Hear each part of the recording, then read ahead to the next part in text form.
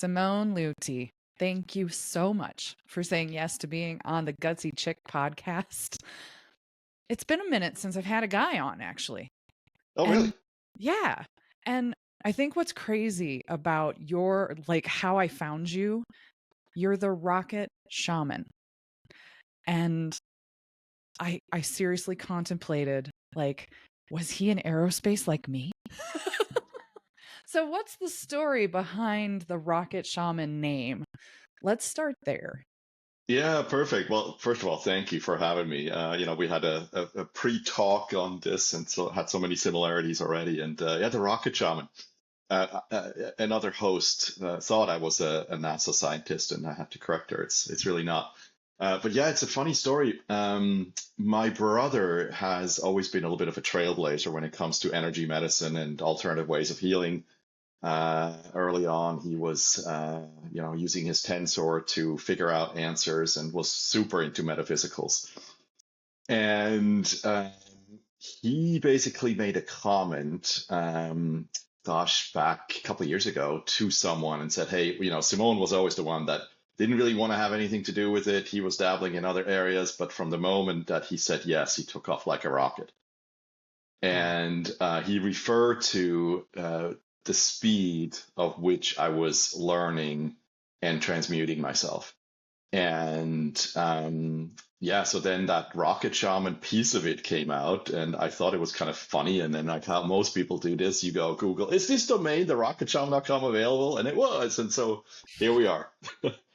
A book and music and a new purpose and and new lines of tools are available and all under the Rocket Shaman. And then jokingly, because you may have seen that Amanda was trying to get my last name right, so I joke about Rocket Shaman is easier to remember than Simon Luthi. So here we are.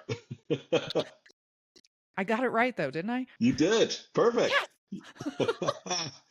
Okay, so you became the Rocket Shaman, but what was the lead up to becoming the Rocket Shaman? Because you started off as a Wall Street strategist.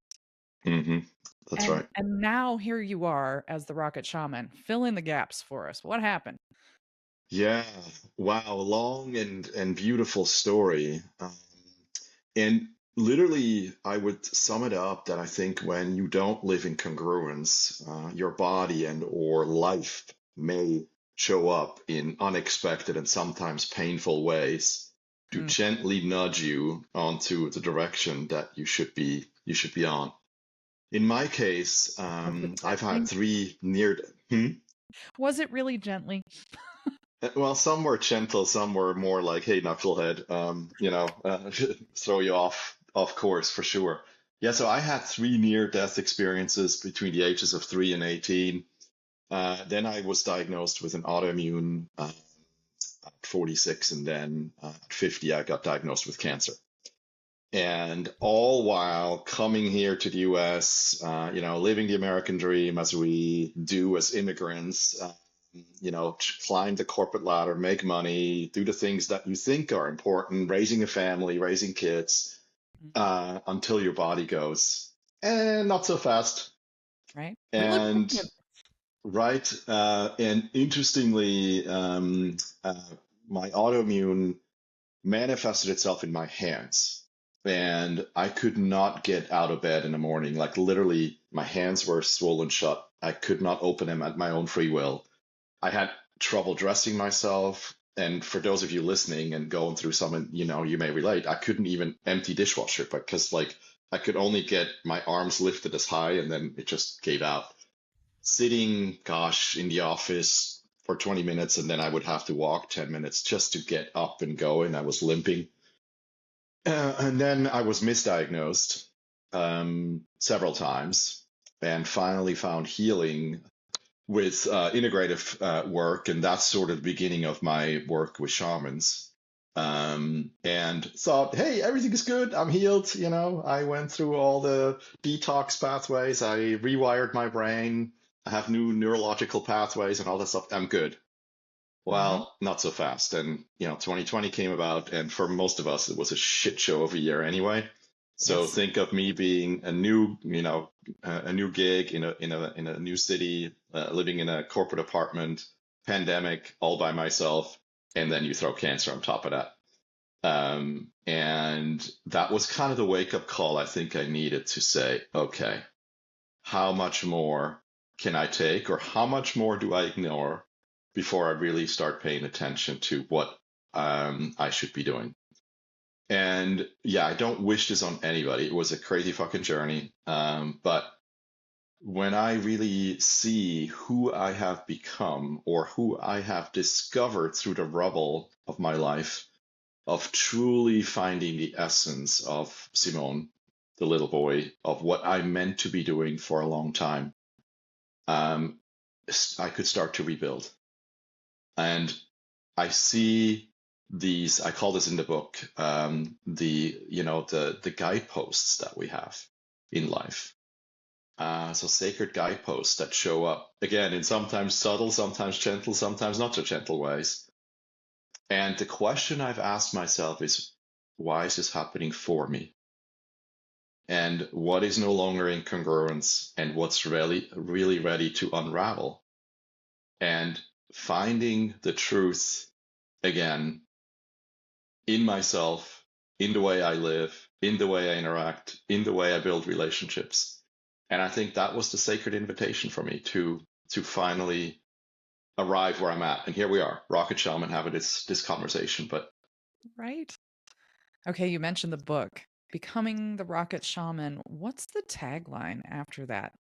so it's lessons in healing chronic illness, emotional trauma, and burnout when nothing else works.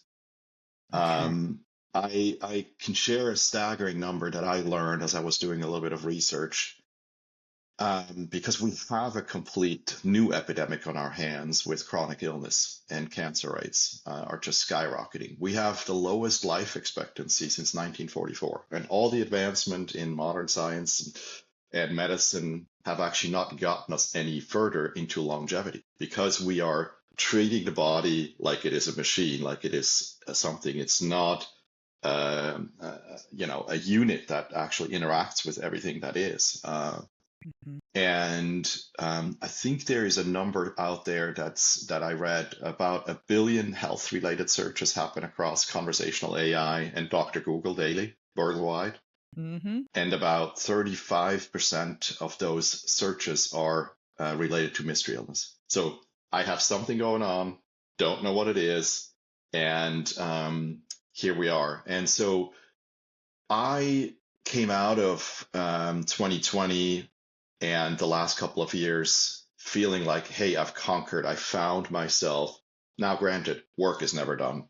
I think we're always in the transformation aspect of it, of finding ourselves. But I felt I had found myself in all of this, and I felt I had a story worth telling.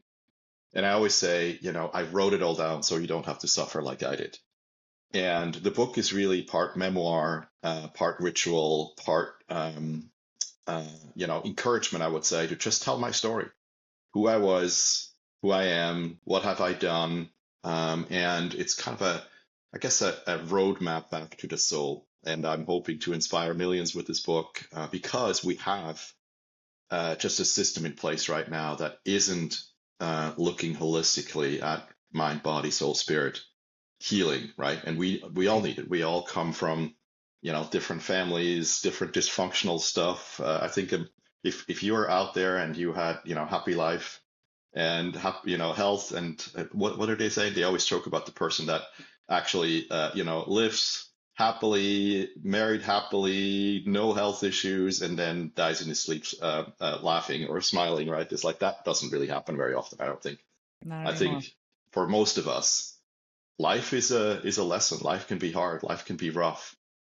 And so I felt like if I could come out with my story of encouraging that if I could heal myself, so can you, um, then mission accomplished.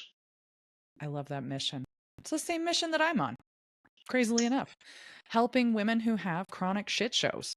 And Yeah. it's showing up in their life, and they've gone to all the doctors, they've tried all the things, and they're going, I'm still in this place where I don't feel healthy. I just had this conversation with my parents this last weekend. There are several people on the forefront of what I would consider new healthcare. Mhm. looking at the body from a holistic mind, body, spirit, emotions. Those are the four sheaths I play in. And you mentioned them, the exact same ones, but you use slightly different words. And I love that. So you're a brother on the mission that I'm on too, which is to help people really understand and get clear on what's going on inside, not just the outward expression, that physical expression of what's going wrong, but really that deeper, what happened to you in your childhood? How can we heal your inner child and then pull you back up into health that's sustainable, health that really takes you into longevity? Because, yeah, the number's starting to decrease. We did hit an apex as far as longevity is concerned and how long people are living. And now we're going into a backward slide on that. And it's interesting to play witness to it. We had medical intervention that got us up to into your 70s, which still boggles my mind, but that was the peak, was into your 70s. And now we're on this backward slide going closer to 70, which absolutely blows my mind.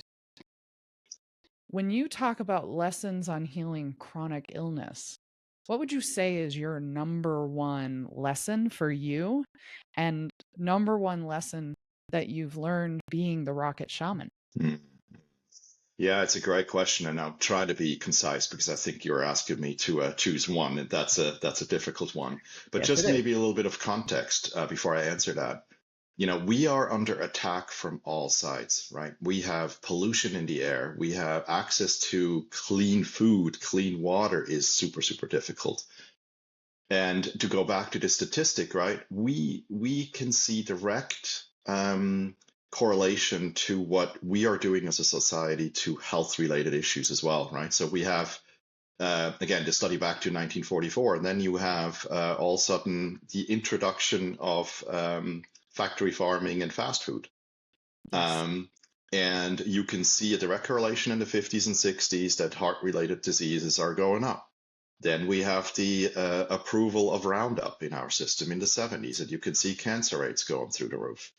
And and then we now learn that not just what we eat and what we drink, but also our environment from an emotional side of things, right? The upbringing, the stories we've been told by our parents, the I would say the conditioning that we underwent through all the things of whether that's parents, whether that's siblings, whether that's friends, whether that's romantic partners, that forms an identity that we are carrying, and these maybe almost survival masks that we have to wear in order for us to get by.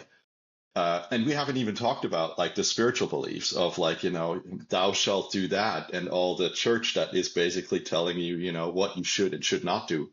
Mm-hmm. And I put this all under the umbrella of we're living in a fear-based world.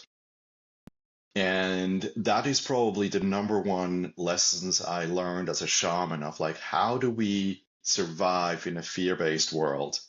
And again, fear-based I define as, you are being told how to live your life, what to do, what not to do, Mm-hmm. and also to some degree what I just said about food. Well, if you're basically saying, I just ate that bag of potato chips, and you feel super guilty about it, and but if you actually had a positive relationship with food, and you say, I'm going to nourish this, I'm going to feel good about this. Now, I'm not saying you should be eating potato chips like 7 days a week, kind of with this, but I have the belief that you can have the cake and eat it too. You just have to change the way you think about what you're actually putting in your body and start having a positive experience. So thinking positive and having a positive mindset is more the shamanic aspect. But the number one, and let's get just super practical in this for a second. For those of you with autoimmune and chronic illnesses, yes, there are some people that talking about viral overload, and that's true. For me, what I found is in most cases, you have large traces of heavy metals, so your detox pathways are actually not functioning properly. And what I just said, we are bombarded with environmental toxins. And the body is trying daily, 24/7, to detox. Mm-hmm. And sometimes we just got to give it, him or her, us, a little help. And so in my case, it was crazy, right? I was misdiagnosed. I went to the top rheumatological clinic in the country. They didn't know what the hell they were doing. But that's a longer story, and you can read it in the book. I found why I refused the malaria medication that they were suggesting I would take, and found help serendipitously in a clinic in Switzerland, and then subsequently got treatment in Germany. And I did chelation therapy. So I actually did, had to fix all my amalgams and metal, and we know now that that can cause havoc. Had to get all that out, and then chelation therapy, and then some really good and juicy IV therapy to get the environmental toxins out and replenish my body with the vitamins and minerals it needed. Supplement that with a new protocol of food and supplementation. And again, I look you in the eye. I'm the guy that couldn't get out of bed 10 years ago, 11 years ago now. And now I'm here, completely healed. I don't take any medication. I changed the way I think about myself, like, so the mental aspect of it. And I changed, my food intake overall. And, I think that's maybe the secret is take care of maybe the use the illogical ways in how you, clean and get treatment. And positive affirmations, man, it's like, it's the thing. So positive affirmations were your route through the mental clutter of that time. Yeah, I mean, amongst many other things, but it's been interesting. A friend of mine suggested I should read Louise Hay, You Can Heal Your Body. Yeah. I Love love her. that book. I Love her, refer to right? that book all the time, but not to the affirmations. Well, for me, I think and let me just maybe take a quick side because it might be important for people to hear. Because we talk a little bit about conditioning, right? And in my case, I went through life feeling like I'm not lovable. And if that's true, what is my tactic to be lovable? And I showed up kind of as the rescuer. That worked for me, but love became transactional. And I was able ancestrally trace this all the way back to my two grandmothers. I had one grandmother that didn't love me for a variety of reasons, read the book, and the other one loved me, but I rescued her because my grandfather passed away 2 weeks before I was born. So this conditioning that that I'm talking about is really deeply in it, or was in my cells. And I think I speak for many of you listening. Think about this for a second. Like, what do you actually believe and how do you show up in the world? And is this yours or is this not yours? Now, for me, I was like, okay, if I still believe that I'm not lovable, what do I do about that, right? I could have all the survival techniques of how to actually, get yourself into a situation where you might get, love back from someone. And I literally just started with the simple phrase, I love you, I love you, I love you. I approve of you, I approve of you, I approve of you. And I would say this 30, 40, 50, 60 times per day. The beauty about positive affirmations, the way Louise Hay taught it, you don't even have to believe it. Yep. Just do it. Yep. And astounding to me that I would sit in my condo completely alone after about, I don't know, remember, but I would say it's a short amount of time, maybe 6 weeks, 7 weeks or so. And I sit there, have candles going, have music playing, and I have all of a sudden this amount of bliss wash over me. Gratitude and bliss of just like, oh my gosh, like that's what it is supposed to feel like. So that's why I think affirmations, and we can go deeper into other affirmations that you can use, and especially chronic illness. And she did a marvelous job of writing those all out. They work because it worked for me in restoring myself into I am worthy of love and I love myself. And it turned into then even, okay, what else can I do with positive affirmations? And so, yeah, try it out. I love that. Yeah, that book is one of my favorites to reference when it comes to helping people understand what's psychologically going on that manifested this pain that's showing up in your body. Yeah, yeah.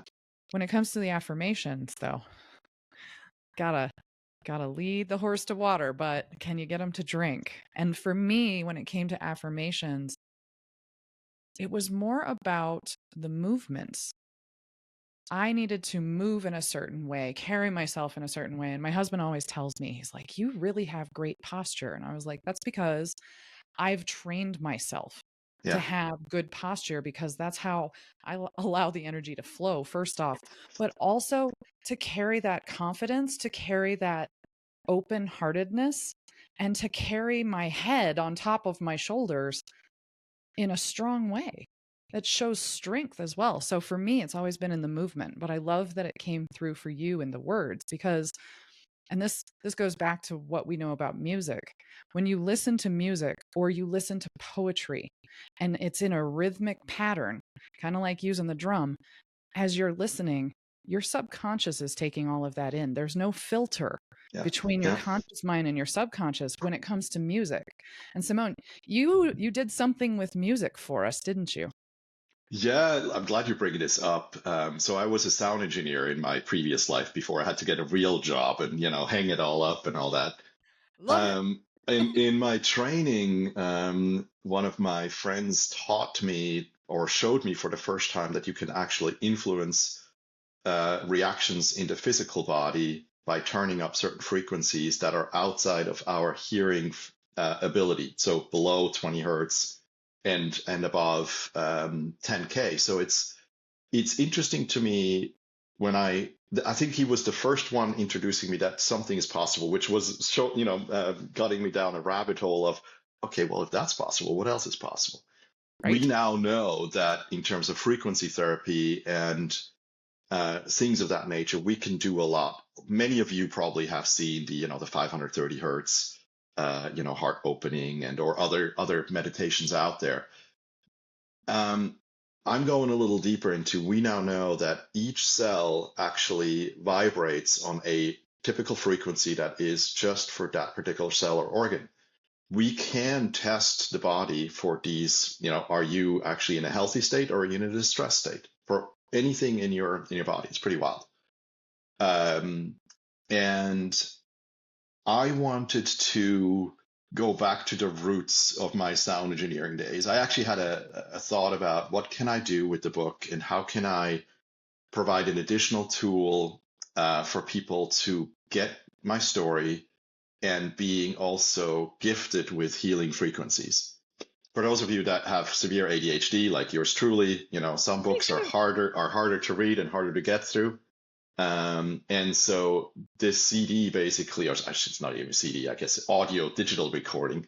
God, I aged myself. You just aged yourself. Yes. Oh my gosh. Okay. The Beep. album? Can you cut this out? The album exactly is really a musical companion to becoming the Rocket Shaman. It's called Whispers of the Healing Road. And I took each chapter of the book, I fused it into a lyrical component and then created a sound carpet, I guess, on top. I wanted to see what feeling do I want to actually create with the words and my story that I'm telling. We recorded it, and then afterwards I went in and mastered it and infused each track with specific healing frequencies to bring you from, meeting you where you are, maybe in the deepest valleys, to lifting you up to come through it, and to the very last track, which is a gospel track that I just have to put in, where I say, Hallelujah, it's finally done. Because when you go through a big healing journey like I did, you do want to feel like, whew, like an exhale. Okay, here we are. And so, yeah, it was a total work of love. I didn't know where it was going to go. And here we are. So if I you're love that. interested, I think there's a link on my website. In the book, there's a QR code you can download as well. But if you don't want to wait for the book, you can certainly listen to the music and invite you to either dance in the kitchen to it or lay down and close your eyes and just take the stories in and see if you can relate. Now, you're also coming out with an audiobook for is that going to be a companion to is actually let's go back to the music. Is the music a companion to the book? Do you buy them separately or do they come together? Yeah, no, it's a companion to the book. So Okay. they are sold separately because I felt like, some people might want the music versus the book. Some people might the book, don't care about the music. Some people might want to do both. So it's the same story but infused in a different energy. That's probably the best way to say. And obviously the words are slightly different, but the storyline is the same. I love that. Yeah, so I'm all about sound, and so I just finished recording the audiobook, so that'll be available, I think, on Amazon. I'm still in the uploading phase of it. I'm not sure whether it comes through Audible. I think it does. So if you have an Audible subscription, you should be able to get it. Sweet. And yes, that was again, this is not about a yay me moment. This is not about promoting my book. But you and I talked a little bit about Native American traditions of the storyteller, right? And how the talking stick was passed around and how we would sit by the fire and listen to stories. Mm-hmm. And as I was recording each chapter again, I had chills and I had tears. And I was like, wait, why are you reacting so emotionally? This is your story. You wrote it. You've been sitting with this for a year and a half. And I just felt like, as I'm reacting this way, this is really a story that needs to be told, whether that's around the fire or, during your morning coffee. And so, yeah, super, super pleased with how it all turned out. Can't wait for you all to read and listen and hear it. And then, this is not a one-way street, right? For me, I dedicated myself to this work because I really want to help people move through it. And so if there's, questions or, anything you want to go deeper, I'm sure you'll have it probably in the show notes. Feel free to send me an email or contact me because that's what I do. I love helping people through their trials and tribulations and creating a healthier environment, not just, for us personally, but also in our companies and places we work.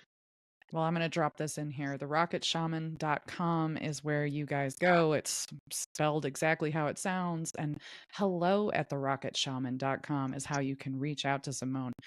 Okay, let's go a little deeper. So I was checking out your website.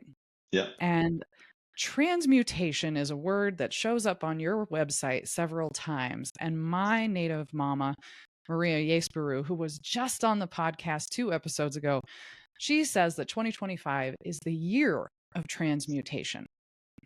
What's your definition of transmutation?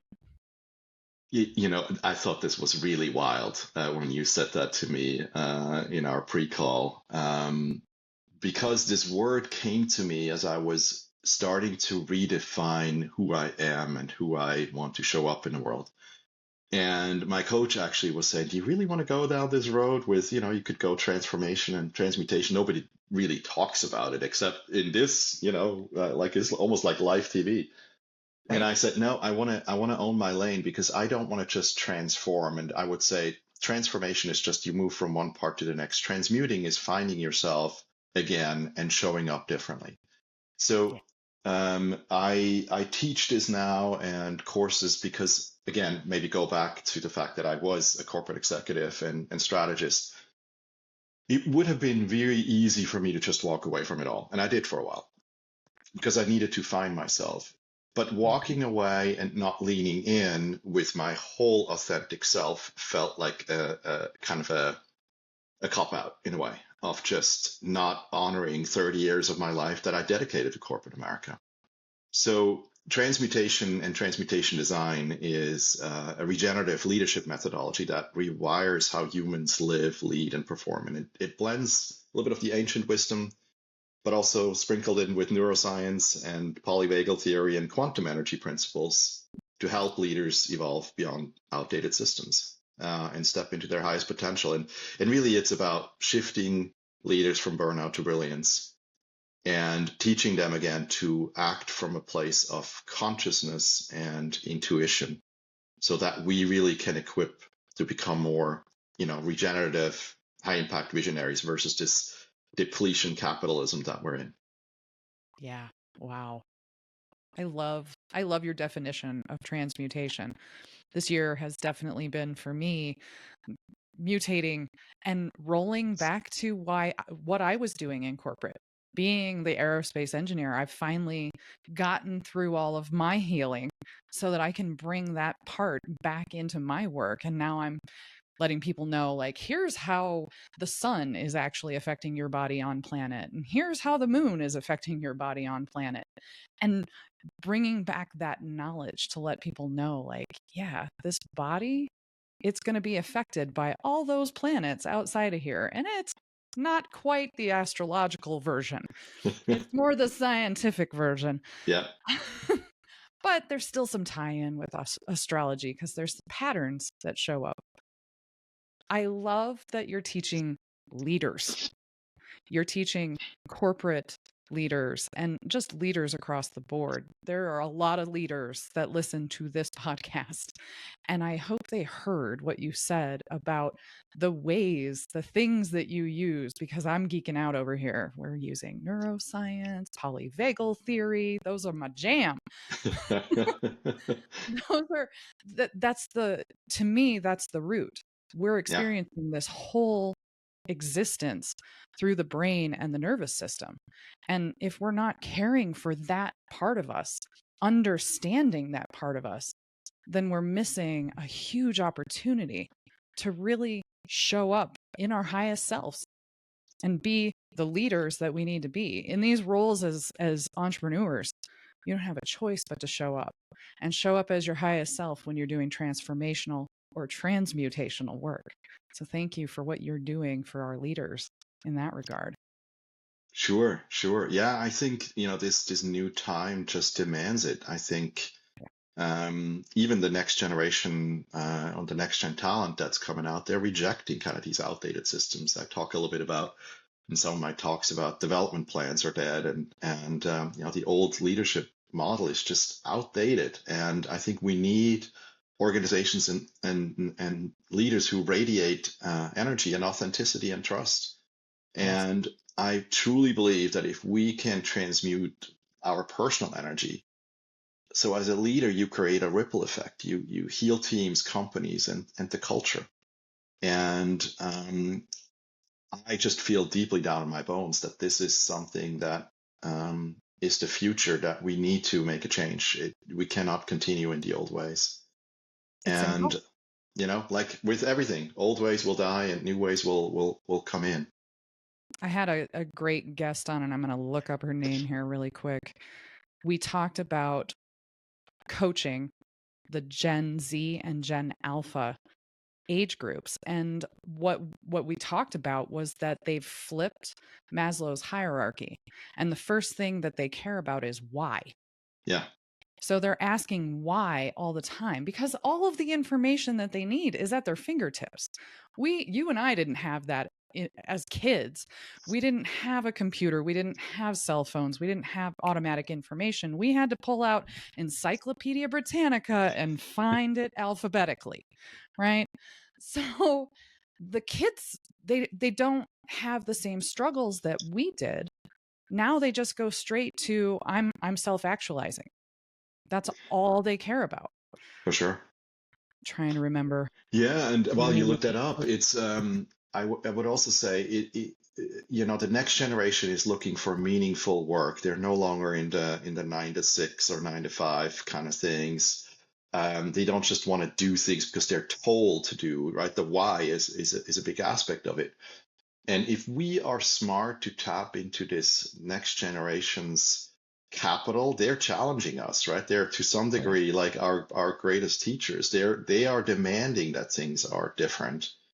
And so I think if we are successful in co-creating a new model, the sky is the limit. And going into a little bit of another direction, I listened to someone speak that she says she's a medium that kind of looks into the future and sees kind of these new models, and she's even saying we're actually all these big corporations are going to actually die. We're going to the next by 10, 20, 30 years we're going to be more smaller businesses, more tribal oriented, back to kind of family business, but not family as your like the Smith family or the Luthi family, but like what we do together, right? What your mission is, my mission is, potentially there is a working together to create a new way of business that is regenerative and that still provides.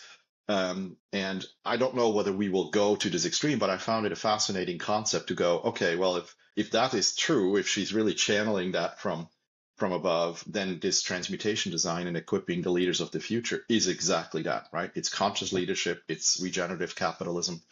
I don't say you can't make money by being and doing good. These two actually don't mutually exclude itself. You can absolutely do that. It's just you have to show up with a more intuitive and, you talk about posture, right? We have to build companies in this posture again to not break down. Yeah. Strong foundation, beautiful alignment, put the cherry on top. Yes. And some chocolate right sauce too, please. Yeah. I mean, take that. Um, so the episode that I was referring to was with Stasia Rivera, and episode 32, Viva Athletics is she's doing some phenomenal work. She's doing her research on Gen Z and Gen Alpha, and it's working in the athletic sphere. So obviously it's going to work when it comes to corporate leaders. We're grooming them to become corporate leaders. Most of our corporate leaders were athletes at one time. I think the statistic in that realm is like 80% of our CEOs were athletes at one point. Is it really? Okay. I must be the black sheep in that one. I'm not. I'm totally not. I was definitely an athlete and still am to this day. So treating these newer generations and really helping them to understand how to be the leaders and let them lead us, I think you're on to something when it comes to that. And I truly, truly believe what the person was telling you about the future and this family cosmology. Yeah, we're headed in that direction. We are absolutely headed in that direction because we don't have pensions anymore. We don't have this need to stay in one position, one job, one company any longer. We don't have that attachment. So then how do we create a work environment that people are actually going to enjoy? And this is where I feel like some of the tech companies were on the right track. Google had, the pods you could go take a nap in during the day and things like that. And it was just like, yes, treat your people like human. Don't treat them like robot. And it's the same with the body, as you mentioned already. Treat your body like it's all the components and not just this machine, a robot operating in the world. Yeah, absolutely. I'm excited for the future, even though you could say it looks bleak and with everything that's going on. But I do feel like if we're successful in staying positive, again, positive affirmations and not giving in to the fear-based world and really starting to show up, we are many. That's my encouragement. We are many. And as we refuse to believe into the old, outdated systems and start to build this, not fighting against it, but really start to build our own systems, our own companies, our own infrastructures, our own circles, that I think will be the turning point for us where we can survive and thrive as humanity. Absolutely. Well, Simone, you're definitely someone who belongs in my circles. Feel honored. Thank you. Thank you. We have a lot in common. We definitely have more to talk about, but we've hit our limit today on this episode. So I'm going to invite you back so that we can take a deeper dive, especially after your book is released and we can check in and see how that's doing. Becoming the Rocket Shaman. What was the tagline again? It's lessons in healing chronic illness, emotional pain, and burnout when nothing else works. Yeah, you guys go pre-order this. On release date, we're still in pre-order. And if you're listening to this after September 4th, 13th. Yeah. Yes. So this episode will release on September 4th, but the book releases on September 13th. That's right. Hardcover, paperback, audiobook, music, everything is out there afterwards. So thank you for your support and for just allowing me to share a little bit of my story. And hopefully your listeners found some encouragement that you're not alone out there. No doubt. They're not. They got a lot of episodes to listen to hear that on Gutsy Chick. I feel the same way as you about your book. Every time I go back and listen to my episodes, I know I get the tingles. I get excited because I know what I'm putting out there is for everyone's highest good. It's not just about me. Yeah, it's about everybody. So Simone, thank you again. Thank you, Amanda. Yay! You made it to the end of the episode. Good job. Now, go share this with your friends. Go like, subscribe, leave me a review. Let me know that you like what's happening here on the Gutsy Chick podcast. And if you're a female high performer with mysterious chronic health condition, go check out the Gutsy Chick quiz so you can find out what might be holding you back from healing. And if you want more on what I do with my clients and my blog and any podcasts that I've been a guest on, go to bodywhisperhealing.com. Thanks for listening.